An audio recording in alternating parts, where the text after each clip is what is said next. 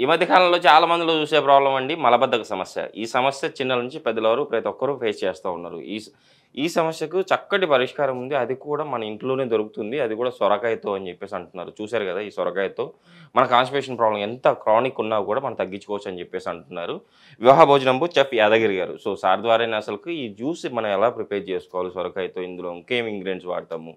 So, ఈ జ్యూస్‌ను ఏ టైంలో తీసుకుంటే ఈ ప్రాబ్లమ్ నుంచి మనం బయటపడతామో సార్ ద్వారా తెలుసుకుందాం. నమస్తే సార్. నమస్తే అండి. సార్ కాన్‌స్టిపేషన్ ప్రాబ్లమ్ సార్ చాలామంది ఫేస్ చేస్తా ఉన్నారు. చిన్నప్పుడు పిల్లోళ్ళకి గ్రైప్ వాటర్ ఇచ్చేవాళ్ళం. అవును. సో, కాన్‌స్టిపేషన్ ప్రాబ్లమ్ ఉంటే. సో, ఇప్పుడు ఆ గ్రైప్ వాటర్ కూడా తగ్గిచ్చారు. ఆ పిల్లలు ప్రాబ్లమ్ అయితే వెంటనే హాస్పిటల్‌కి వెళ్తున్నారు. ఏదో మెడిసిన్ వాడుతున్నారు. దానివల్ల కాంప్లికేషన్స్ వస్తా ఉన్నాయి.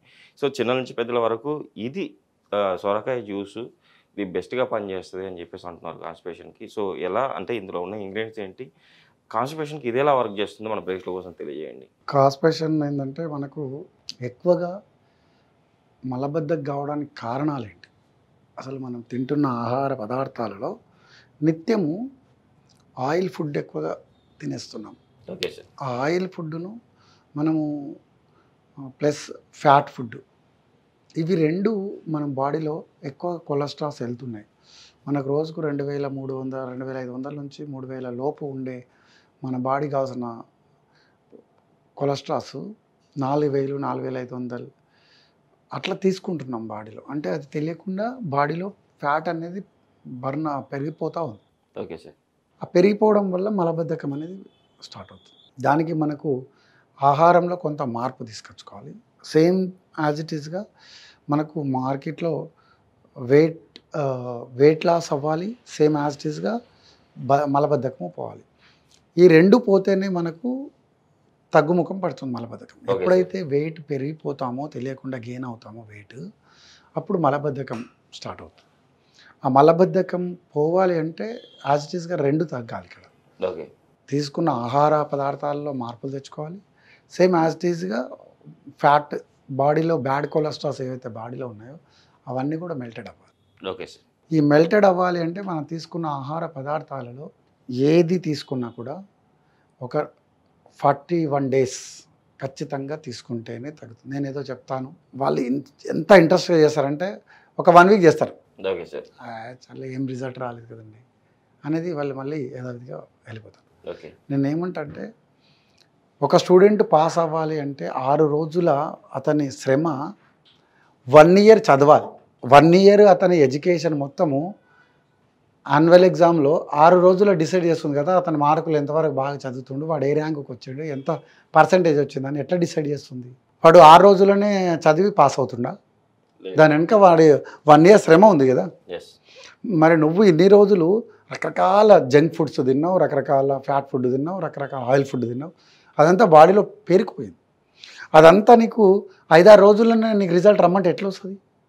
వి డూ సమ్ హార్డ్ వర్క్ చేయాలి, కొంత మెడిటేషన్ చేయాలి, కొంత యోగా చేయాలి, కొంత వాకింగ్ చేయాలి, కొంత ఎక్సర్సైజ్ చేయాలి, కొంత ఫుడ్లో మార్పులు చేయాలి. ఓకే. ఇవన్నీ చేస్తే కానీ మలబద్ధకం పోతుంది. ఏది లేకుండా నేను యాదగిరి సార్ చెప్పింది నేను చేశానండి, మాకు తగ్గలేదు అంటే నా తప్పు కాదండి, అది 100% మీ తప్పే. ఓకే. అది నేను చెప్పేది 50%. నువ్వు తీసుకునే ఆహారం 50% పనిచేస్తుంది. ఓకే. కాబట్టి దానికి ఇది సపోర్ట్ చేసి తగ్గుముఖం పట్టడానికి సపోర్ట్ మాత్రం 100% పనిచేస్తుంది. ఓకే. కానీ దాంతోపాటు నీ తీసుకునే ఆహార పదార్థాలు నిన్న మొన్న తీసుకున్న దాంట్లో నిత్యం నేను నాన్ వెజ్ తింటున్నా. ఇప్పుడు ఏం చేస్తావు? వీక్లీ వన్స్ చేసుకో. ఓకే. లేదు నేను వీక్లీ వన్స్ తీసుకుంటాను నాన్ వెజ్ అంటే ఇంకా ఫ్యాట్కి సంబంధించిన ఫుడ్, ఆయిల్ ఫుడ్, డిన్నర్ టైంలో ఫ్రైలు కానీ, ఇలాంటి పూరీలు కానీ, లేకపోతే ఇంకా రకరకాల ఫుడ్డు తీసుకోవడం మానేయండి. ఓకే. ఇంకోటి తినే టైమింగు రాత్రి 12, 1 గంటలకు తినడం కంటే 7 to 8 మధ్యన తినేసేయండి. ఓకే. ఇవన్నీ కారణాలు మనము మార్చుకుంటే నేను చెప్పబోయే మెడిసిన్ 100% పనిచేస్తుంది. Okay sir. మనం అంటే ఇందులో సొరకాయతో పాటు ఇంకేం వాడుతున్నాం సార్? అయితే నేను చెప్పబోయే సొరకాయ జ్యూస్ దానికి కావాల్సిన పదార్థాలు అంటే ఇప్పుడు చూద్దాం. సొరకాయ, మజ్జిగ, జీలకర్ర, మిరియాల పొడి, salt, okay sir. Pink salt. దానికి కావాల్సిన పదార్థాలు చూస్తాం. ఇప్పుడు తయారు చేయ విధానం చూద్దాం. Okay sir. సొరకాయను పొట్టు తీసి చిన్న చిన్న ముక్కలుగా కట్ చేసుకొని ఇందులో పెట్టుకోవాలి. ఓకే. ఇలా స్పూన్ ఇవ్వరా. Okay sir. ఇందులో వాటర్ పోయకుండా మజ్జిగ పోసుకోండి. ఈ మజ్జిగ కూడా ఎట్లా ఉండాలంటే ఒకరోజు ముందు పులిసిపోయి ఉంటుంది కదా, ఎస్. ప్రోబ్యాక్టీరియా అనేది దీంట్లో ఫామ్ అవుతుంది. ఓకే. ఎప్పుడైతే ప్రోబ్యాక్టీరియా ఫామ్ అయిన పెరుగు తీసుకున్నాం అనుకోండి, అది సొరకాయకు రెండు మంచి కాంబినేషన్ అండి. ఓకే. అంటే మనకి లోపలికి వెళ్ళిన తర్వాత గుడ్ బ్యాక్టీరియా అనేది ఫామ్ అయ్యి ఈ మలబద్ధకాన్ని ఈజీగా నిర్మూలించడానికి పనికొస్తుంది. ఓకే. దాంతోపాటు మనము మిరియాల పొడి, ఓకే. జీలకర్ర 1 స్పూన్ వేసుకోవాలి ఇందులో. Okay sir. ఎందుకంటే ఈ జీలకర్రలో పింక్ సాల్ట్. Okay sir. ఈ జీలకర్రలో మనకు ఒక గొప్ప గుణం ఏముందంటే ఈజీ డైజెషన్ అవుతుంది. ఓకే. అట్లాగే మనకు ఫ్యాట్ను బర్న్ చేయడానికి ఉపయోగపడే గుణం జీలకర్ర పొడిలో ఉంది. ఓకే. జీలకర్ర పొడి, వామ పొడి వీడు నీ ఫుడ్లో ఏదో ఒక రోజు చూడండి. అసలు పురాతన కాలంలో ఎంత అద్భుతంగా ఇచ్చారు. అసలు మనకు తాలింపు ఏం వేసినా ఏకపోయినా తాలింపులో జీలకర్ర వేసేసుకుంటే తింటుంటే మనం తినే ఎక్కడో పప్పు, ఎల్లిపాయ, జీలకర్ర, కరివేపాకు ఈ 3 అద్భుతమైన మెడిసిన్ అండి. అసలు ఎట్లా వాళ్ళు ఎలా దాన్ని ఆమోదించారు చూడండి. ఈ గుణాలు ఉన్నాయన్నీ వేసుకొని తింటే వీళ్ళు తినే ఆహారంలోనే రోగాలను నిర్మూలించారు. తీసుకోలేరు కదా, కనీసం తాలింపులో ఉన్న పెట్టుకుంటారని చెప్పి అసలు ఎంత అద్భుతంగా ఆ ప్రక్రియను మనకన్నా అతిరత మహారథులు పెద్దవాళ్ళు ఎలా దాన్ని సమకూర్చారో చూడండి. అసలు ఓకే. అంటే ఎంత అద్భుతమైన మెడిసిన్ సమకూర్చి మనకి ఇచ్చారు. దాన్ని ఈరోజు మనం ఎక్కడ ఆచరిస్తున్నాం?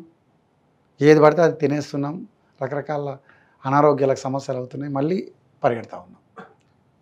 ప్లీజ్ స్టాప్ చేసి కొంత నిర్మూలించడానికి కావాల్సిన పదార్థాలు తీసుకున్నట్లయితే మనము చక్కగా లాభాలు మనకు తెలుస్తుంది. Okay sir. వాటర్ అని కొద్దిగా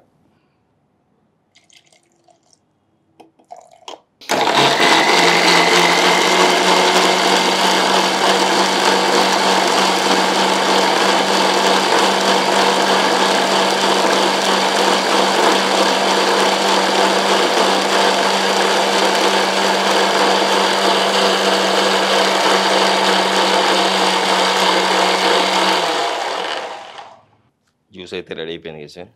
జ్యూస్ రెడీ అయిపోయింది సార్. మనము ఈ జ్యూస్ని రోజుకి అంటే కాన్స్టిపేషన్ ప్రాబ్లం ఉన్న వాళ్ళు కానీ, సో వెయిట్ లాస్ అవ్వాలనుకున్న వాళ్ళు కానీ ఏ టైంలో తీసుకుంటే మంచిది అంటారు? ఇది 2 సార్లు తాగవచ్చు మనం. ఒకసారి మార్నింగ్, ఒకసారి నైట్ పండుకునే ముందు. Okay sir. అంటే డిన్నర్ అంతా అయిపోయిన తర్వాత ఇది తాగేసి పండుకున్నట్టయితే అది బాడీలోకి వెళ్ళి దానికి కావాల్సిన గుణాలన్నిటిని కూడా పెంపొందిస్తూ ఈజీగా మన డైజెషన్ అవుతూ మన కాన్స్టిపేషన్ అనేది తగ్గుముఖం పట్టడానికి చాలా చాలా బాగా పనిచేస్తుంది. Morning empty stomach, evening dinner అయిపోయిన తర్వాత తాగి ఒక 1 అవర్ వాక్ చేయండి, లేదంటే సమ్ ఎక్సర్సైజ్ లాంటిది జస్ట్ చేసిన తర్వాత పండుకోండి.